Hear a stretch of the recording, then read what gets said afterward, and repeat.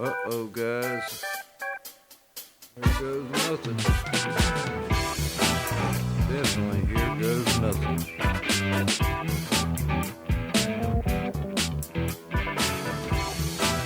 Get my head right. I'm gonna tell y'all a story about when I was 16 years old. Gonna draw this on down. We might as well get into this. This is the first real true life story. I don't have no subs. Nobody likes me. Nobody subscribes or nothing. I know I ain't put many videos out. I don't know what you gotta do to get subs and likes and all that. I guess it's really, I guess they like you or they don't. But anyway, I'm not a prisoner or nothing. I don't get on here and fight with other men like girls and cuss and scream and bicker. That don't seem too fun to me. That just seems a little odd to me. These guys get on here and cuss and fight the way they do. It's it's awfully strange. Awfully strange. Anyway, you gotta pardon my coughing, guys. The changing of the weather and all is killing me. So what we got going on now is I was 16 years old. When I turned 16, my parents bought me a pimped out IROC Z, T tops, everything, blue. Had the black IROC Z with silver lettering around it, and it had a hopped up motor, and of course we put the hopped up sound system in it. Back then it was Orion's. I had two 12 Orions, and I think we were running precision power amps back then, and we had some Rocker Fosgate. But I run Arc Audio and JL now. But anyway, um, I think I'm hearing my boy. But anyway, they bought me this pimped out car, and it had a hot rod motor. I mean, a hot rod motor. And we was wanting to get the heads off of it. They actually had a set of Brodix heads on it. So I mean, this thing was rumbling and thumping. So I just turned 16. I'm a popular kid in school. I was always one of the popular ones. I played football my whole life. Um, so needless to say, I was friends with a lot of black people, a lot of brothers. I grew up with them. I mean, I slept overnight with them. On their, took baths with them and stuff like that. That's how I grew up with black people. I mean, they're like my brothers to me. They don't. It's no different to me. But yeah, so I had a lot of black friends and all. So our deal was at 16, we would all. I'm trying to adjust a couple things. Hold on, guys. At 16, we had a meeting spot was McDonald's. That was our meeting spot downtown on the main strip down there. I'm not going to say no names or nothing in this deal, no personal names or nothing like that. People who know. But yeah, so we get together, and I'm with a partner of mine I'm hanging out with. We'll call him A. And so me and A head downtown. We're all meeting up at McDonald's. We get there. There's a whole crew of people, and we're talking, shooting bull like we do, figuring out what we gonna do for the night, what's gonna happen, who's gonna what, do what, where's the party at, who's having a party, who's not having a party. Dang it, man. So we're down there, and we're all chopping it up and everything, seeing what we're gonna do. Well, we got these two brothers in town that fought all the time, and they were twins, and we'll call them the B twins. So the B twins, one of them get into an argument with somebody. I have no idea who. I have no idea how it started or anything. I'm out in the parking lot. This happened inside of McDonald's. So me and A and about 10 of us are sitting outside.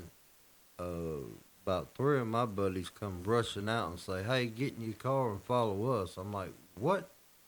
Well, one of my buddies ran over and was like, "Hey, one of the B-boys done got into it with so and so, and they finna go fight behind the high school at the stadium."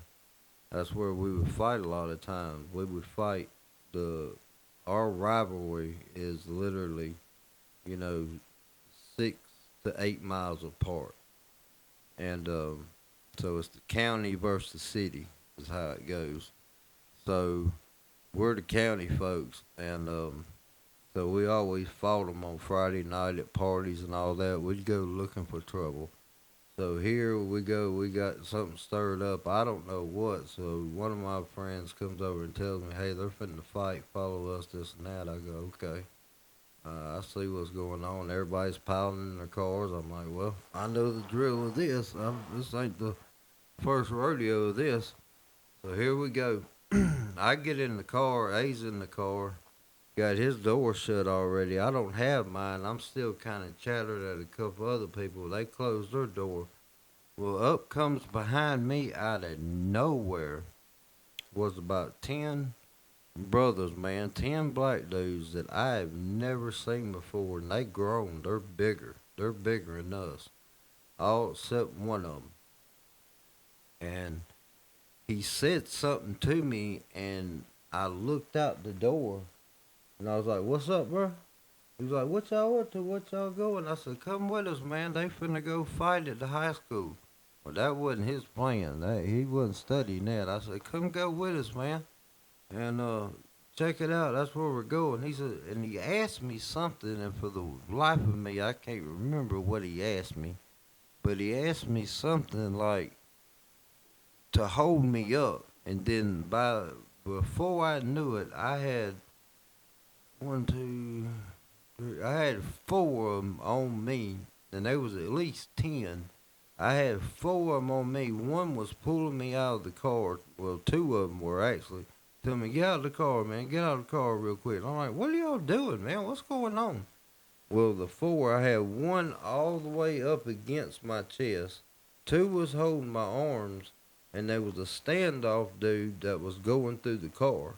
They slid me to the side so he could get the door open. The dude that was all the way up on my chest, he was going through my pockets.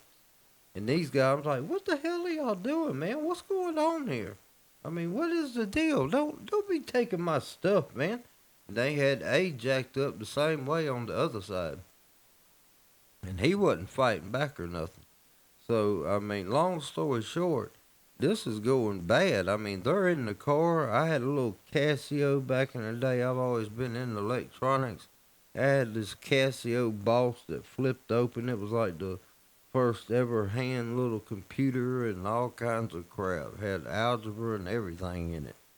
Full like, I mean, it was awesome. They was finna take that. Well, my bros ain't come out yet. And about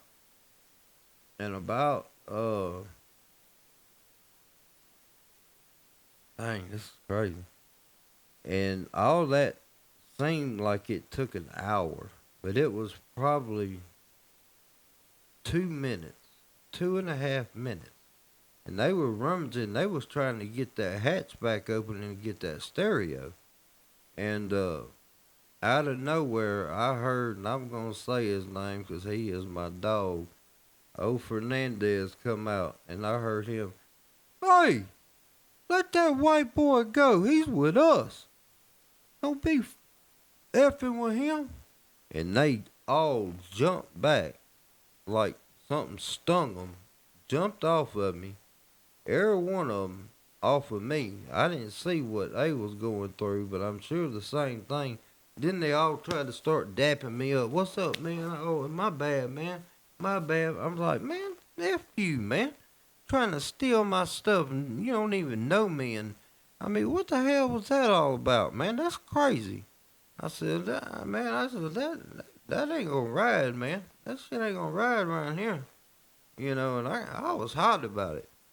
So after that, um, we didn't go to the fight. We went home. A was in shock. We didn't say a ride.